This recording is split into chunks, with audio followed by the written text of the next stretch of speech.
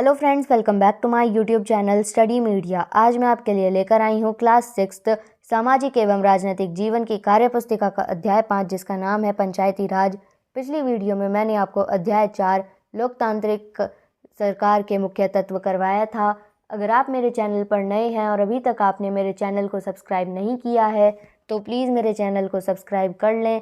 मैंने अपने चैनल की प्लेलिस्ट बनाई हुई है, आप जिस भी लेसन को देखना चाहते हैं प्लेलिस्ट में जाके देख सकते हैं।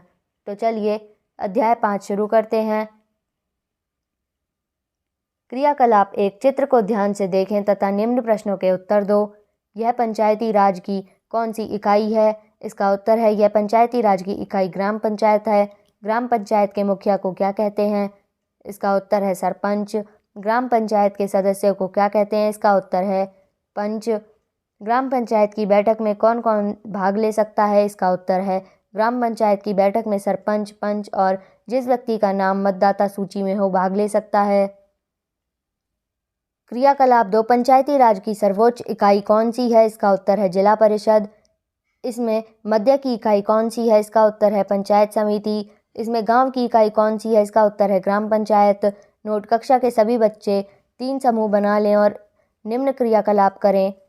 क्रियाकलाप 3, समूह 1, वार्ड पंच से जानकारी हेतु। पंच का नाम दिनेश। वार्ड क्रमांक 5, आपके वार्ड में कितने परिवार रह रहे हैं? इसका उत्तर है 15 परिवार रह रहे हैं। आपका चयन कैसे हुआ? आपका कार्यकाल कितने वर्ष का है? दिनेश का चयन वार्ड सदस्य जनता द्वारा हुआ है। इसका कार्यकाल 5 वर्ष का होता है। आप अपने वार्ड में कौन कौन से कार्य करवाते हैं? पंच अपने वार्ड में समस्त विकास कार्यों का ब्यौरा रखते हैं। गली का निर्माण, जल निकाली का प्रबंध, नालियाँ साफ करवाना, रोशनी का प्रबंध गली में करवाते हैं। कार्य करवाने में आपका क्या क्या समस्याएं आती हैं? पंच को कार्य करवाने में कई तरह की समस्याएं आती हैं, जैसे बजट का कम होना, लोगों की किसी काम के लिए राय एक जैसी न बन पाना आदि। क्या आप हमेशा के लिए वार्ड पंच बने रहेंगे? नहीं, 5 वर्ष दोबारा चुनाव होने पर जनता किसी और को चुन सकती है। क्रियाकलाप 4, समूह सरपंच से जानकारी हेतु। सरपंच का नाम, पंचायत का नाम, ग्राम पंचायत। आपकी पंचायत में कितने गांव सम्मिलित हैं? यदि एक गांव है तो 1, 2 गांव सम्मिलित हैं तो 2 लिखेंगे। आप सरपंच कैसे बने? सरपंच का चुनाव गांव के लोगों के द्वारा वोट देने पर होता है। अब आप पंचायत में नहीं होते हैं तो आपका कार्य कौन करता है? जब सरपंच पंचायत में नहीं होता है तो उसका कार्य उप सरपंच करता है। क्रियाकलाप 5, समूह 3, निम्नलिखित सवालों के जवाब घर परिवार के सदस्य, शिक्षक व अपनी कक्षा में चर्चा कर हल करो। तुम्हारी ग्राम पंचायत में कितने वार्ड हैं? 9 वार्ड। तुम्हारा वार्ड नंबर कौन सा है? 2 वार्ड। तुम्हारे वार्ड पंच का नाम क्या है? राकेश। पिछले चुनाव में तुम्हारे वार्ड से कितने लोगों ने चुनाव लड़ा? 15 लोगों ने। तुम्हारे गांव या नगर में कौन से वार्ड आरक्षित हैं? 2, 4, 3।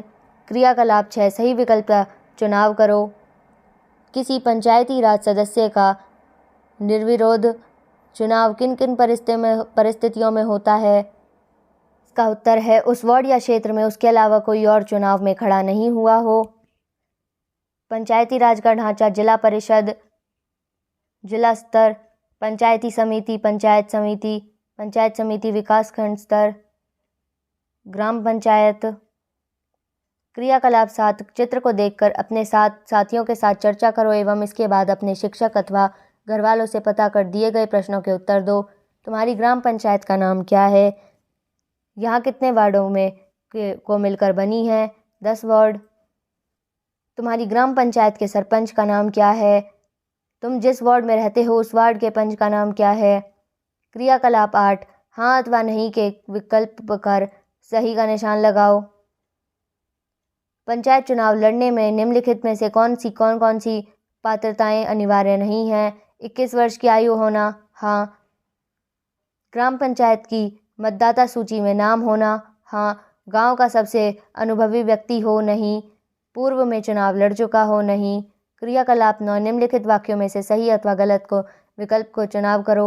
सरपंच व पंचायत का कार्यकाल 1 वर्ष होता है, गलत। छोटे छोटे गांव ग्राम पंचायत में के वार्ड होते हैं। गलत। हर गांव में ग्राम पंचायत मुख्यालय होता है। सही।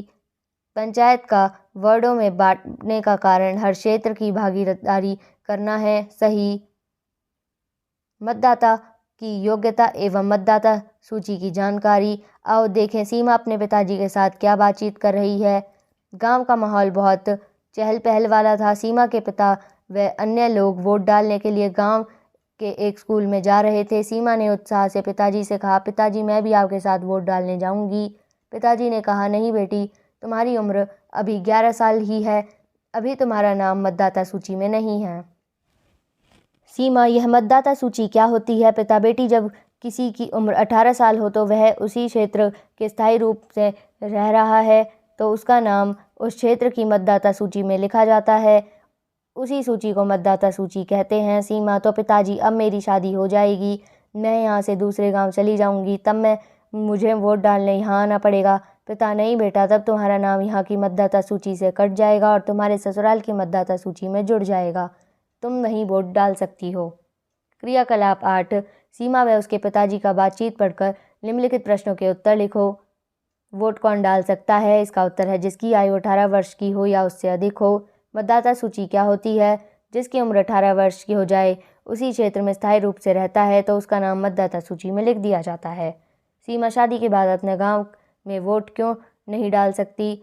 सीमा का नाम शादी के बाद मतदाता सूची से कट जाएगा और वह ससुराल की मतदाता सूची में जुड़ जाएगा, इसलिए वोट नहीं डाल सकती। पंचायत के कार्य एवं आय के स्रोत। सोहन के पिताजी रामपुर पंचायत के सरपंच हैं। एक दिन सोहन भी अपने पिताजी के साथ पंचायत की बैठक में गया। उस दिन सोहन, उसके पिताजी तथा अन्य पंचों के मध्य हुई चर्चा यहाँ प्रस्तुत है। सोहन, पिताजी, क्या मैं भी आपके साथ बैठक में भाग ले सकता हूँ? पिताजी, क्यों नहीं, बैठक में कोई भी व्यक्ति भाग ले सकता है। सोहन, पिताजी, हमारे अलावा वहाँ और कौन कौन लोग होंगे? पिताजी, बेटा, वहाँ पंच, सरपंच यानी मैं स्वयं, सचिव तथा गांव का कोई भी व्यक्ति जिसे पंचायत के काम होगा वे होंगे। सोहन तथा उसके पिता रामपुर पंचायत भवन पहुंचते हैं, परंतु कुछ देर बाद ही बैठक शुरू नहीं होती है। सोहन, पिताजी, इतनी देर हो गई है लेकिन अभी तक यहाँ बैठक शुरू क्यों नहीं हुई है? पिताजी, बेटा, अभी वार्ड सरपंच नहीं आए हैं, वार्ड पंच नहीं आए हैं, जब तक आधे वार्डों के वार्ड पंच नहीं आ जाते तब तक बैठक शुरू नहीं हो सकती है। कुछ देर बाद और सदस्य के आने पर बैठक शुरू होती है। तब बैठक में अलग अलग मुद्दों पर पंचों और सरपंचों के मध्य चर्चा होती है। फिर सोहन व उसके पिता वापस आ जाते हैं। सोहन, पिताजी, आपने बैठक में गांवों के इतने सारे कार्य करवाने के लिए कहा, जैसे साफ सफाई करवाना, हैंडपंप लगवाना, कुआं खुदवाना, सड़क बनवाना, उचित मूल्यों की दुकान खुलवाना और तो और हमारे विद्यालय में कमरा बनवाना। पिताजी, इतने सारे कार्यों के लिए पैसा कहाँ से आएगा? पिताजी, बेटा, पंचायत के पास इन कार्यों के लिए अलग अलग जगहों से पैसा आता है, जैसे सरकार, राज्य सरकार कुछ योजनाएं में पैसा देती है। इसके अलावा पंचायत दुकानों पर खदानों पर कर लगाती है। वह कुछ धनी लोग भी कार्य करते हैं, धन दे देते हैं। सोहन, अच्छा, आज समझ में आया कि पंचायत हमारे गांवों के विकास के लिए कैसे कार्य करती है। क्रियाकलाप 11। सोहन व उसके पिताजी के मध्य हुई बातचीत को पढ़कर नीचे दिए गए प्रश्नों के उत्तर दो। पंचायत की बैठक में कौन कौन लोग भाग ले सकते हैं? इसका उत्तर है सरपंच, पंच, सचिव तथा गांव का कोई भी व्यक्ति जिसे काम हो पंचायत में भाग ले सकता है। किन किन परिस्थितियों में पंचायत की बैठक नहीं हो सकती है? क्वारम पूरा न होने पर पंचायत की बैठक नहीं हो सकती है। जब बैठक में नियमानुसार सदस्य उपस्थित न हो अर्थात कम हो तो बैठक नहीं हो सकती है। इनमें से तुम्हारे गांव में जो कार्य पंचायत कराती है उनके सामने सही का निशान एवं नहीं कराती उसके सामने गलत का निशान लगाओ।